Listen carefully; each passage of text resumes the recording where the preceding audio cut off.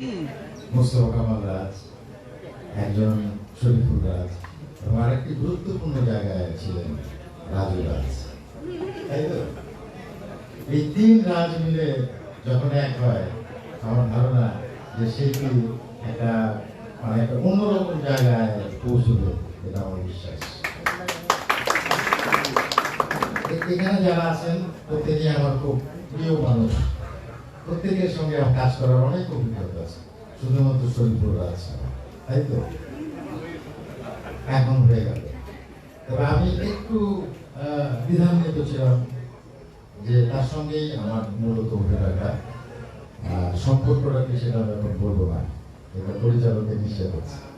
তবে আমি প্রথম দিন থেকেই এই নাম ভূমিকায় যিনি অভিনয় করেছেন ওমর, আমাদের রাজ, তার সঙ্গে আমার সেই রসায়নটা প্রথম দিন থেকেই তৈরি হয়েছে।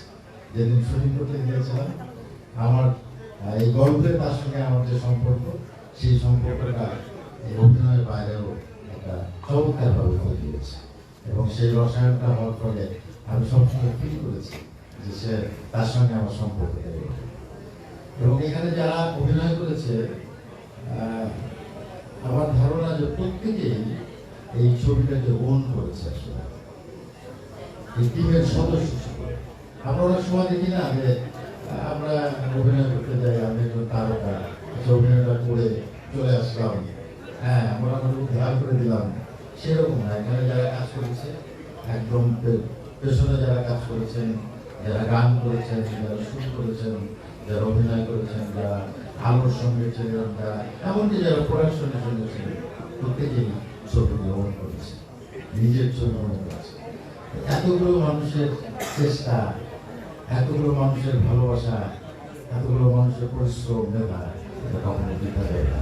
এই ছবিটি নিশ্চয়ই দর্শকের মন জয় করবে, আপনাদের মন জয় করবে।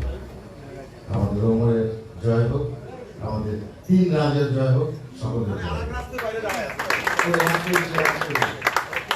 রাজু রাজ কিন্তু সবাই একটা যোগে ক্ষমতা নেই। রাজু রাজের কথা আমি ভুলে গেছি, আমি মনে করে দিয়েছি। ধন্যবাদ সবাইকে, ভালো থাকবে। থ্যাংক ইউ বাবু ভাই, থ্যাংক ইউ। আর এই সিনেমায়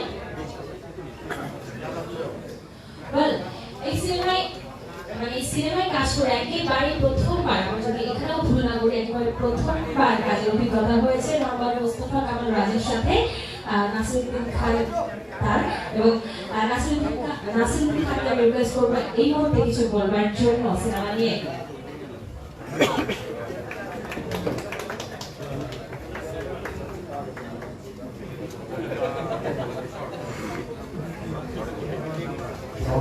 ধন্যবাদ। কেমন আছেন আপনারা? তো আমরা বাবু ভাই, সেলিম ভাই যা বলে গেছেন আর কি, ওনাদের মতো পুরনো দক্ষ এবং ডেডিকেটেড শিল্পীরা যখন ছিলেন, তো তখন আমাদের অনেক কিছু সহজ হয়ে যেত, কারণ ওনাদের অনেক অভিজ্ঞতা, অনেক জায়গায় কাজ করতেন। ওগুলা আমরা যখন হাইপার হয়ে যায় বা অনেক কিছু সমস্যা করি, ওগুলো সমাধান করে দেন, ওনাদের অজান্তে করে দেন, স্ক্রিপ্ট নিয়ে আলোচনা করেন বা ক্যারেক্টারের কিছু খুঁটিনাটি বিষয় নিয়ে আলাপ করেন।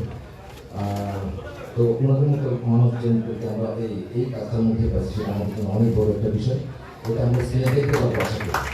আর শরীরের সাথে আমার অনেক কাজ হচ্ছে, এটা মনে হয় চতুর্থ বা পঞ্চম হতে পারে। তো এটা অনেক বিষয় আছে, মানে আমাদের কাজটা করতে অনেক সহজ হয়ে গেছে। আর আমাদের ডিরেক্টর যিনি ছিলেন, ডিরেক্টর আসলে ডিরেক্টরের কাজ অনেক, আবার ডিরেক্টরের কাজ কিছুই না আমার মনে হয়। ডিরেক্টরের মূল কাজ হচ্ছে তার টিমটাকে একটু গুছিয়ে দেয় এবং এমন এমন মানুষজনকে গুছিয়ে দেয়, ডিস্টার্বিং না এরকম মানুষজনকে, তখন অনেক কাজটা অনেক সহজ হয়ে যায়। তো আমাদের আর শুটিং তো এটা আসলে খুব আরাম আয়েসের মধ্যে পিকনিক মোড়ে করার মতো বিষয় না, এটা যুদ্ধক্ষেত্র। তো যুদ্ধক্ষেত্র পাড়ি দেওয়ার জন্য এই ধরনের মানুষজন আমাদের প্রয়োজন দরকার, যে ক্রিটিক্যাল মোমেন্টগুলো সামলাবে, সমাধান দিবে। তো আমরা ট্রেলার যা দেখলাম, আমি আজকে প্রথম ট্রেলারটা দেখলাম, সব কিছু মিলে আমার খুব ভালো লাগছে যে আমি আসলে কিছু কিছু বিষয় নিয়ে কনফিউশন ছিলাম আর কি, যেগুলো আমি রাজের সাথে ডিরেক্টরের সাথে আলাপ করেছিলাম। পরে দেখলাম যে না, চমৎকার, আপনারাও ভালো দেখছেন, ট্রেলার থেকে বুঝতে পারছেন যে আমরা চমৎকার একটা জিনিস হয়তো দেখতে পাবো। আর আমি মুহূর্তে খুবই আশাবাদী। আমার এই গল্পটা এমন গল্পের রাইটার হচ্ছে সিদ্দিক আহমেদ, সে একজন ডিরেক্টর। সব কিছু মিলে গল্পের প্রাথমিকতা এমন যে আমাদেরকে ওরকম কোনো মানে কষ্ট করতে হয় নাকি, গল্পটাই একটা চরিত্র বা গল্পটাই একটা ধরে রাখার জন্য যথেষ্ট। তার ভিতরে তো আরও অনেক কারণ সব কিছু মিলে যাতে সংস্থা চায় প্রভু সিনেমা নিয়ে খুবই আশাবাদী। আমরা দোয়া করবেন যাতে এই বছরই আরও অনেক সিনেমা আসছে আমরা জানি, তার মধ্যে অনেক মনে হয় আপনাদের মাধ্যমে আলোচিত হবে বলে মনে হচ্ছে। সবাইকে ধন্যবাদ, অগ্রিম ধন্যবাদ। থ্যাংক ইউ নাসরিন ভাই আপনাকে। এবারে আমি যার কাছ থেকে দুটো কথা শুনবো এবং দুটো কথা না শুনলে না সিনেমার